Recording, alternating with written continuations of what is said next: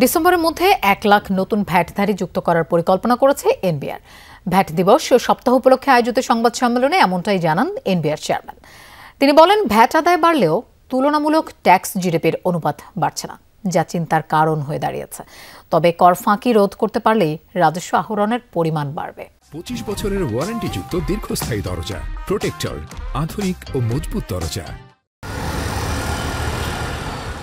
সরকার পরিচালনার যাবতীয় খরচের মূল যোগান আসে এনবিআরের মূল্য সংযোজন কর, আমদানি রপ্তানি শুল্ক আর আয়কর থেকে।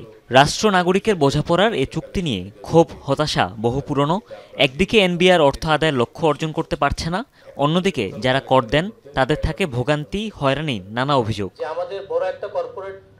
কাল থেকে ভ্যাট সপ্তাহ, তাই আবারও আলোচনায় কর আহরণের বিষয়টি। এনবিআর চেয়ারম্যান জানান, ভ্যাট আহরণ বাড়লেও সেই হারে ট্যাক্স জিডিপির অনুপাত বাড়ছে না, যা চিন্তার কারণ হয়ে দাঁড়িয়েছে। পাশাপাশি ব্যাংক খাতের ভঙ্গুর অবস্থার কারণেও আশানুরূপ ভ্যাট আদায় সম্ভব হয়নি বলেও জানান তিনি।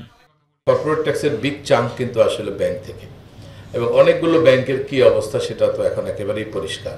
ফলে আমরা কিন্তু ব্যাংক থেকে বড় একটা ধাক্কা খেয়েছি। কালেকশন বাড়ার পরেও কেন আমাদের জিডিপি ট্যাক্স জিডিপি রেশিও কমে যাচ্ছে, আমাদের জিডিপির কোন অংশটাকে আমরা ট্যাক্সে কনভার্ট করতে পারি না, এবং সেটাকে কিভাবে কনভার্ট করা যায় সেগুলো নিয়ে আমাদের কিছু রিসার্চ প্রয়োজন আছে।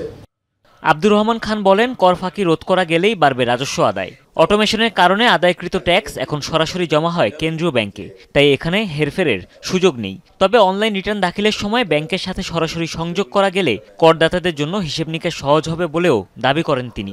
আরও জানান, ৩১ ডিসেম্বরের আগেই নতুন করে ১ লাখ ভ্যাট নিবন্ধন করার লক্ষ্য এনবিআরের।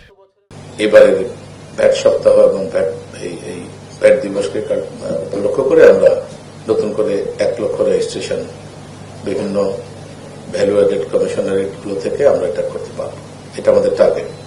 আমি প্রতিদিন আমার দেখি যে কি পরিমাণ টাকা সরকারি কোষাগারে জমা হলো। আপনারা জানেন যে সরকারের ক্যাশিয়ার হচ্ছে বাংলাদেশ ব্যাংক, সকল রেকর্ড বাংলাদেশ ব্যাংকে অটোমেটেড পদ্ধতিতে হয়ে যায়। চলতি বছর অন্তত ৪০ লাখ ই রিটার্ন দাখিলের লক্ষ্য রয়েছে এনবিআরের। এরই মধ্যে দাখিল করেছেন ২২ লাখ। হুমায়ুন রশিদ, যমুনা নিউজ, ঢাকা।